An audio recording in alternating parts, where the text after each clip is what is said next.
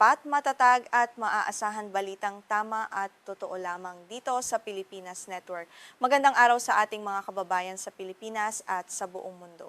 Huwag kalimutang pusuan ang video, sumubaybay at pindutin ang patingaw upang lagi kayong updated sa balita. Simulan na natin. Magandang gabi. Isang krusyal na hakbang tungo sa kapayapaan ng kasalukuyang nagaganap sa Washington, kung saan formal nang nag-umpisa ang ikatlong ikot ng direktang negosasyon sa pagitan ng Israel at Lebanon. Ang diplomatikong pagpupulong na ito ay inilunsad sa gitna ng walang humpay na labanan sa pagitan ng puwersang militar ng Israel at ng militanteng grupong Hezbollah na patuloy na nagdudulot ng matinding pinsala sa rehiyon. Nangyayari ang mahalagang pag-uusap na ito ilang araw lamang bago mapaso ang umiiral na kasunduan sa pansamantalang pagtigil ng putukan. Bagamat nabawasan ang tindi ng sagupaan dahil sa naturang truce, hindi nito tuluyang napatigil ang madugong engkwentro sa hangganan. Dahil dito umaasang pamahalaan ng Lebanon na ang 2 araw na negosasyon sa Estados Unidos ay magbubunga ng isang mas matatag na kasunduan. Inilarawan ng isang opisyal mula sa kagawaran ng ugnayang panlabas ng Estados Unidos ang unang araw ng saradong pagpupulong noong Huwebes bilang produktibo at positibo. Bagamat naging maingat ang opisyal at tumangging magbigay ng karagdagang detalye dahil sa pagiging kumpidensyal nito, ipinahayag niya ang pag-asa para sa ikalawang araw ng talakayan na nagpapakita ng determinasyon ng Amerika na mamagitan sa krisis. Agresibong isinusulong ng administrasyon ni Pangulong Donald Trump ang isang makasaysayang tagumpay sa pagitan ng dalawang magkapitbahay na bansa. Matatanda ang opisyal na nasa ilalim ng estado ng digmaan ng Israel at Lebanon simula pa noong maitatag ang estado ng Israel noong taong 1948. Ang kasalukuyang inisyatiba ay nakikita bilang isa sa pinakamalaking pagsubok sa diplomasya ng kasalukuyang pamahalaan ng Amerika. Gayunpaman, isang malaking hamon sa tagumpay ng negosasyong ito ang kawalan ng kinatawan ng Hezbollah sa lamesa ng talakayan. Ang grupong Hezbollah na may malakas na impluwensya sa Lebanon ay hayagang tumututol sa anumang direktang pakikipag-usap ng kanilang pamahalaan sa Israel. Para sa kanila, ang pakikipagnegosasyon sa tinuturing nilang kaaway ay isang pagpapakita ng kahinaan na hindi nila kailanman sasang-ayunan. Sa kabila ng umiiral na tigil putukan na pinamagitan ng Estados Unidos noong ika-76 ng Abril, patuloy pa rin ang palitan ng missile at drone sa pagitan ng Israel at ng grupong sinusuportahan ng Iran. Ang orihinal na 10 araw na truce ay pinalawig na ng karagdagang 3 linggo, ngunit ang sitwasyon sa ground ay nananatiling lubhang mapanganib para sa mga mamamayan na naiipit sa gitna ng walang katapusang gulo. Ang kasalukuyang yugto ng pag-uusap ay itinuturing na mas seryoso at mas mataas ang antas kumpara sa mga nakaraang buwan. Kung dati ay mga embahador lamang sa Washington ang nanguna sa mga preparatoryong sesyon, ngayon ay mga matataas na opisyal at sugo na mula sa kani-kanilang bansa ang personal na dumalo upang talakayin ang mga komplikadong isyu na nagpapatagal sa digmaan sa gitnang silangan. Pinamunuan ni Simon Karam, isang kilalang abogado at dating embahador ng Lebanon sa Estados Unidos, ang delegasyon ng kanyang bansa. Si Karam ay may malawak na karanasan sa hindi direktang pakikipagnegosasyon sa Israel. Sa panig naman ng Israel, dumalo ang kanilang Deputy National Security Advisor na si Yossi Drasnin na nagpapakita lamang na kapwa seryoso ang dalawang panig na makahanap ng diplomatikong solusyon. Sa kabila nito, nananatiling malawak ang agwat sa mga layunin ng dalawang bansa.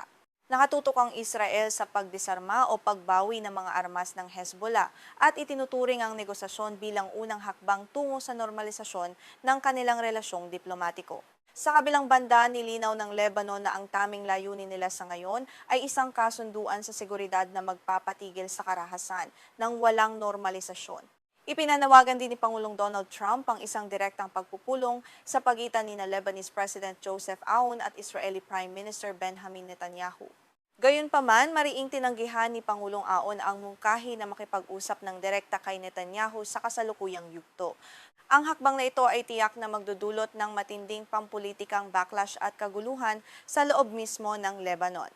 Ipinaliwanag ng isang mataas na opisyal ng Lebanon na lubhang mapanganib para kay Pangulong Aoun ang makipagkamay kay Netanyahu sa Washington kung walang kasiguruhan ang kasunduan.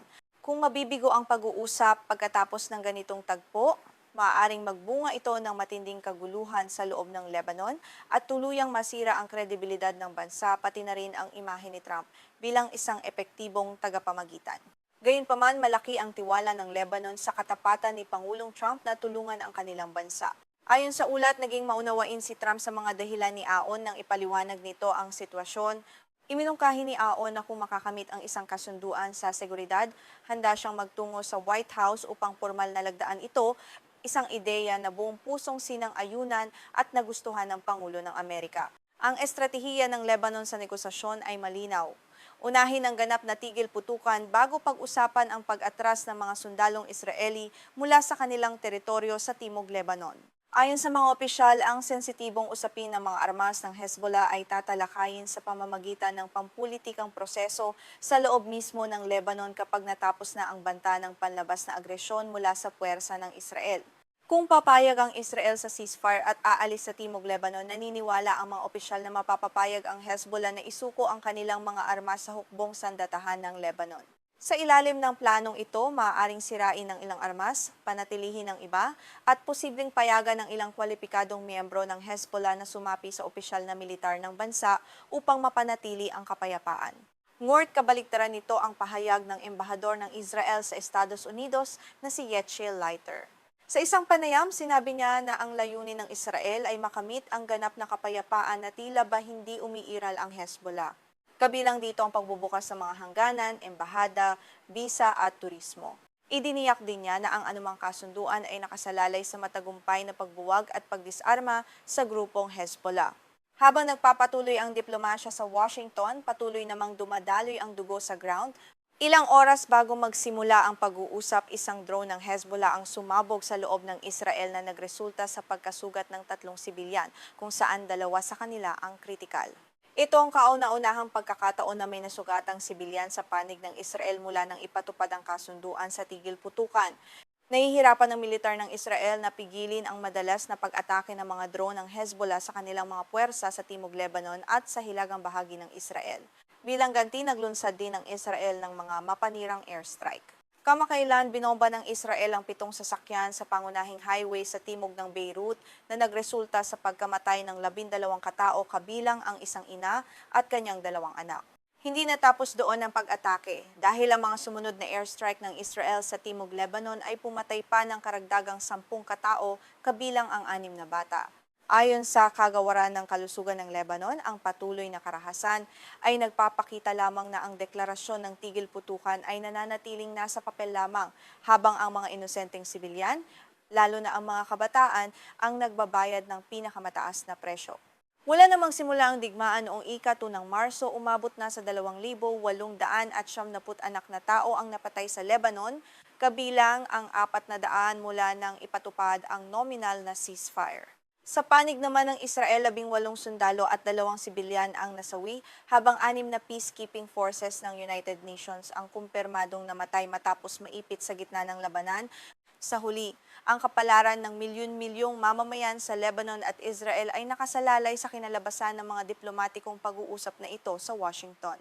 Habang nagpapatuloy ang labanan sa ground, umaasa ang buong mundo na magtatagumpay ang diplomasya upang tuluyan ng mawakasan ang makasaysayang digmaan na ito. Manatiling nakatutok para sa mga susunod pang ulat dito lamang sa ating programa. Magandang gabi sa inyong lahat.